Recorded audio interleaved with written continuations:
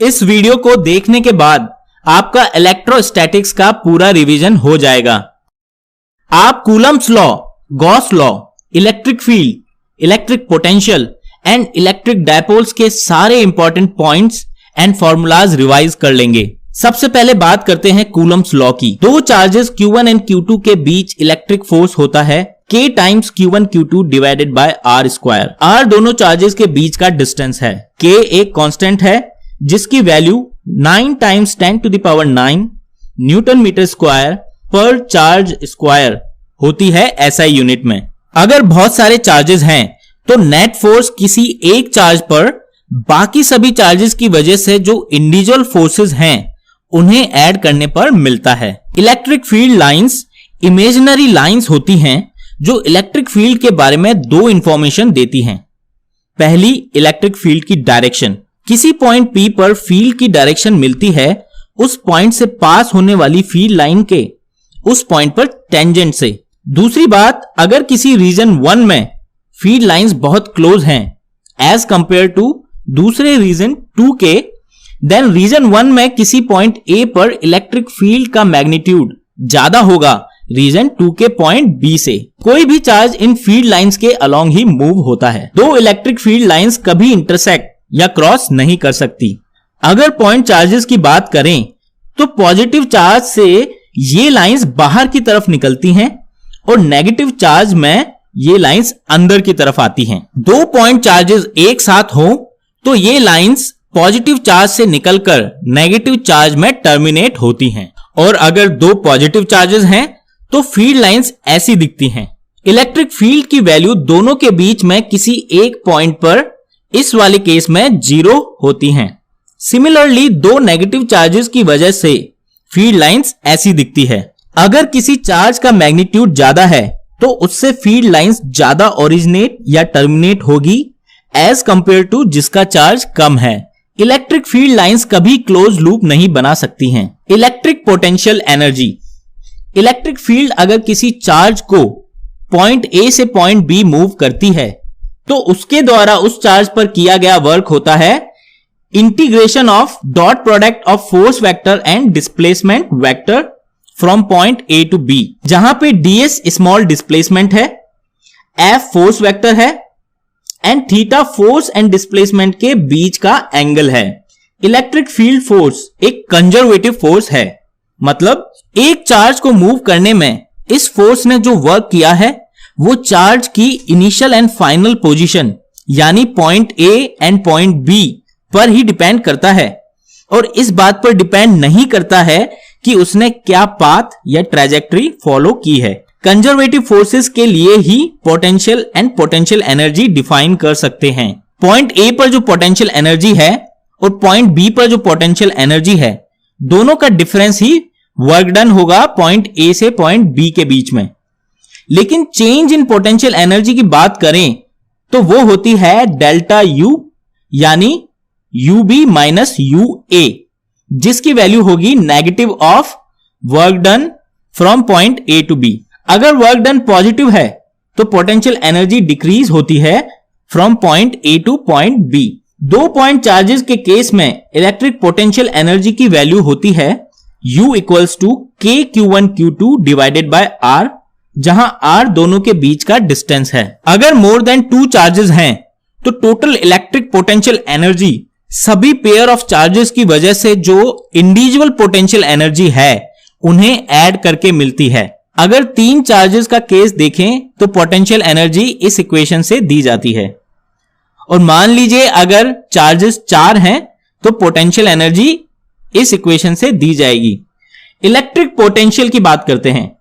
Electric potential energy per unit charge होती है, या यूं समझें किसी यूनिट चार्ज को अगर पॉइंट A से पॉइंट B तक मूव करें तो जो वर्क डन इलेक्ट्रिक फोर्स ने किया है वो उन दोनों पॉइंट्स के बीच का पोटेंशियल डिफरेंस होता है। So potential at point A minus potential at point B equals to work done from point A to point B divided by the charge Q। अगर इलेक्ट्रिक फोर्स की जगह कोई एक्सटर्नल फोर्स है जो charge move कर रहा है तो उसके द्वारा किया वर्क दिया जाएगा इस इक्वेशन से यहां ये external force positive charge Q0 को B से A मूव कर रहा है opposite to the electric field direction.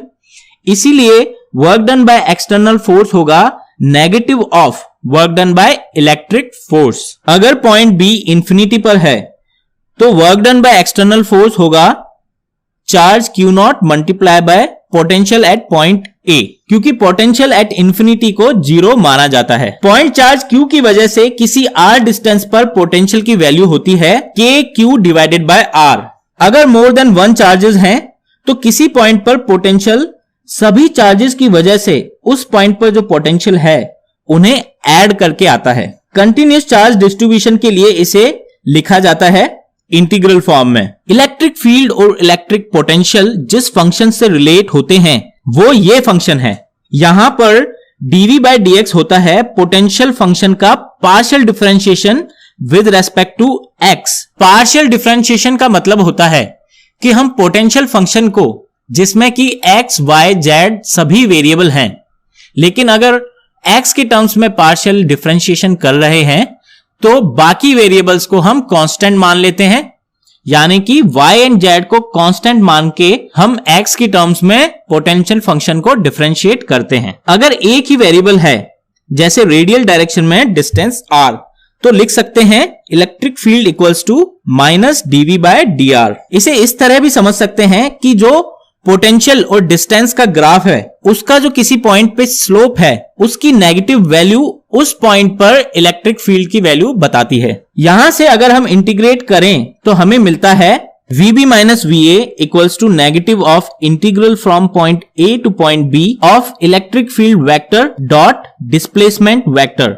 यहां से पता लगता है कि इलेक्ट्रिक फील्ड लाइंस हमेशा हायर पोटेंशियल से लोअर पोटेंशियल की तरफ मूव करती हैं, क्योंकि इलेक्ट्रिक फील्ड की डायरेक्शन में VB माइनस VA नेगेटिव होगा, यानी VA is greater than VB। अगर इलेक्ट्रिक फील्ड के परपेंडिकुलर मूव करेंगे तो हर पॉइंट पर पोटेंशियल सेम होगा, क्योंकि उस केस में इलेक्ट्रिक फील्ड वेक्टर E और डिस्प्लेसमेंट वेक्टर dr का जो डॉट प्रोडक्ट है वो 0 होगा और potential at point A equals to potential at point B आ जाएगा। यूनिफॉर्म इलेक्ट्रिक फील्ड के लिए लिख सकते हैं V equals to E times D, जहां पे D दो पॉइंट्स के बीच में डिस्प्लेसमेंट का अलोंग इलेक्ट्रिक फील्ड कंपोनेंट होता है। अब बात करते हैं इक्विपोटेंशियल सरफेसेस की। इक्विपोटेंशियल सरफेसेस हैं वो 3 डायमेंशनल सरफेस जिस पर हर पॉइंट का इलेक्ट्रिक पोटेंशियल वैल्यू सेम होता है। इसका मतलब पोटेंशियल डिफरेंस किसी भी दो पॉइंट के बीच इस सरफेस पर 0 होगा और इसीलिए वर्क डन भी 0 होगा किसी भी दो पॉइंट्स के बीच। अगर वर्क डन 0 है मतलब इलेक्ट्रिक फील्ड हमेशा इस सरफेस के परपेंडिकुलर होगी। तो 2 पॉइंट्स याद रखें, electric field lines equipotential surfaces के परपेंडिकुलर होंगी और इलेक्ट्रिक फील्ड की डायरेक्शन के अलोंग पोटेंशियल की वैल्यू कम होती जाती है। अब बात करते हैं इलेक्ट्रिक डायपोल की। दो इक्वल एंड अपोजिट चार्जेस जब हमेशा एक फिक्स डिस्टेंस से सेपरेटेड रहते हैं तो इलेक्ट्रिक डायपोल कहलाते हैं। हर इलेक्ट्रिक डायपोल का एक मोमेंट होता है जिसे P से डिनोट करते हैं। इसकी वैल्यू होती है P equals to 2A times Q, जहां 2A दोनों चार्जेस के बीच का डिस्टेंस है। इलेक्ट्रिक डायपोल मोमेंट एक वेक्टर क्वांटिटी है और ये नेगेटिव से पॉजिटिव चार्ज की तरफ डायरेक्टेड रहता है। अगर दो डायपोल मोमेंट्स को ऐड करना हो तो वेक्टर एडिशंस यूज करना होता है। यूनिफॉर्म इलेक्ट्रिक फील्ड में डायपोल पर नेट फोर्स हमेशा 0 होता है। नॉन यूनिफॉर्म इलेक्ट्रिक फील्ड में ये नॉन जीरो भी हो सकता है। अगर इस डायपोल पर टॉर्क देखें तो उसकी वैल्यू होगी डायपोल मोमेंट का क्रॉस प्रोडक्ट इलेक्ट्रिक फील्ड के साथ। उसका मैग्नीट्यूड होगा P times E sine theta. Theta equals to 0 and 180 degree पर टॉर्क 0 होगा और थीटा इक्वल्स टू 90 डिग्री पर टॉर्क मैक्सिमम होगा। अगर dipole small angle d theta से रोटेट होता है तो टॉर्क के द्वारा वर्क होता है जिसकी वैल्यू होती है टाउ डी थीटा, या इसे लिख सकते हैं minus PE sine theta d theta, क्योंकि du change in potential energy equals to negative of work done है तो चेंज इन पोटेंशियल एनर्जी की वैल्यू होगी PE sine theta d theta. अगर डायपोल थीटा 1 से थीटा 2 रोटेट हुआ है तो इंटीग्रेट करने के बाद हम लिख सकते हैं work done by torque of electric force equals to PE times cos θ2 minus cos θ1। और अगर कोई एक्सटर्नल फोर्स टॉर्क लगाता है अगेंस्ट द इलेक्ट्रिक फील्ड तो उसकी वैल्यू इस वैल्यू के नेगेटिव होगी, क्योंकि theta equals to 0 degree and 180 degree पर टॉर्क 0 होता है और फोर्स तो 0 है ही, मतलब इन एंगल्स पर ये डायपोल इक्विलिब्रियम में होगा। ये इक्विलिब्रियम स्टेबल होगा या अनस्टेबल, ये पोटेंशियल एनर्जी की वैल्यू पर डिपेंड करेगा। थीटा इक्वल्स टू 0 डिग्री पर पोटेंशियल एनर्जी की वैल्यू आती है -PE। नेगेटिव वैल्यू है मतलब मिनिमम एनर्जी, इसीलिए इक्विलिब्रियम स्टेबल होगा। मतलब अगर डायपोल को स्मॉल एंगल से मूव करेंगे तो टॉर्क वापस डायपोल को थीटा इक्वल्स टू 0 डिग्री पर लाने की कोशिश करेगा। थीटा इक्वल्स टू 180 डिग्री पर पोटेंशियल एनर्जी की वैल्यू होगी P टाइम्स E। ये वैल्यू पॉजिटिव है, मतलब मैक्सिमम एनर्जी, यानी इक्विलिब्रियम अनस्टेबल होगा।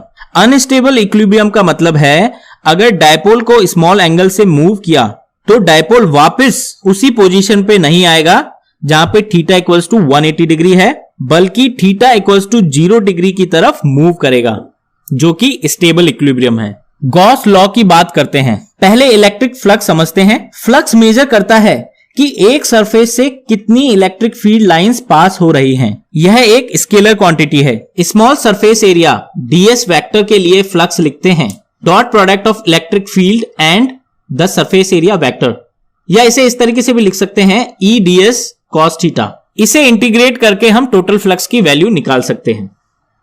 ds की डायरेक्शन सरफेस से आउटवर्ड की तरफ पॉजिटिव ली जाती है।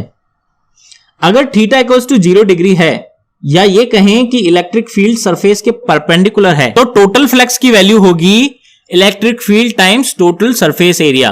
और अगर थीटा इक्वल्स टू 90 डिग्री है, मतलब इलेक्ट्रिक फील्ड सरफेस के पैरेलल है, तो फ्लक्स 0 होगा। गॉस लॉ कहता है कि अगर एक हाइपोथेटिकल क्लोज सरफेस कंसीडर करें तो उस क्लोज सरफेस से पास होने वाला फ्लक्स होगा close integral of E dot ds, जिसकी वैल्यू होती है उस सरफेस एरिया के अंदर जो चार्ज है Q inside divided by epsilon not. Epsilon not एक कांस्टेंट है, यानी ये फ्लक्स केवल और केवल उस क्लोज सरफेस के अंदर जो चार्ज है उसी पर डिपेंड करेगा। अब बात करते हैं कंडक्टर्स की। कंडक्टिंग मटेरियल के अंदर इलेक्ट्रिक फील्ड 0 होता है, क्योंकि कंडक्टर्स में इलेक्ट्रॉन्स फ्रीली मूव कर सकते हैं। और अगर कोई भी इलेक्ट्रिक फील्ड अंदर एग्जिस्ट करती है तो वो इलेक्ट्रॉन्स पर फोर्स एक्सर्ट करेगी, और इलेक्ट्रॉन्स तब तक मूव करेंगे जब तक रिजल्टेंट फील्ड वैल्यू 0 ना हो जाए। अगर इलेक्ट्रिक फील्ड 0 है तो गॉस लॉ से कह सकते हैं कि चार्ज एनक्लोज भी 0 होगा, यानी अगर हम कंडक्टर को कोई चार्ज Q देते हैं तो वो उसकी सरफेस पर ही रहेगा, अंदर नहीं। फील्ड लाइंस की बात करें तो क्योंकि कंडक्टर के अंदर इलेक्ट्रिक फील्ड 0 है, इसलिए कोई फील्ड लाइन कंडक्टर के अंदर एंटर नहीं कर सकती। ये लाइंस कंडक्टर की सरफेस के परपेंडिकुलर होती हैं। अगर कंडक्टर पर पॉजिटिव चार्ज है तो लाइंस सरफेस से ओरिजिनेट होंगी, और अगर नेगेटिव चार्ज है तो लाइंस सरफेस पर टर्मिनेट होंगी। क्योंकि कंडक्टर के अंदर फील्ड 0 है तो अंदर के हर पॉइंट पर पोटेंशियल वैल्यू इक्वल होगी, यानी सरफेस पर जो पोटेंशियल वैल्यू है वो ही अंदर के हर पॉइंट पर भी होगी। अगर कंडक्टर में कैविटी है और हम एक पॉजिटिव चार्ज उस कैविटी में रखते हैं तो कुछ ऐसा होगा। Equal and opposite charge conductor की अंदर वाली सरफेस पर आ जाएगा, और इक्वल चार्ज सेम साइन के साथ आउटर सरफेस पर अपीयर हो जाएगा। इस तरह हमने इलेक्ट्रोस्टैटिक्स के सारे important points and formulas revise कर लिए हैं। आप अगर इस वीडियो को 2-3 बार देखेंगे तो ये पॉइंट्स आपको हमेशा के लिए याद हो जाएंगे। ऐसे और भी वीडियोस मैं आपके लिए लेकर आऊंगा ताकि आप हर टॉपिक का रिवीजन इजीली कर पाएं। नए वीडियोस डेली अपलोड होते रहेंगे, इसीलिए चैनल को सब्सक्राइब जरूर करें ताकि आपको हर वीडियो अपलोड की जानकारी सबसे पहले मिल जाए। याद रहे, सब्सक्राइब करने के बाद बेल आइकन क्लिक करना ना भूलें। Thank you for watching this video.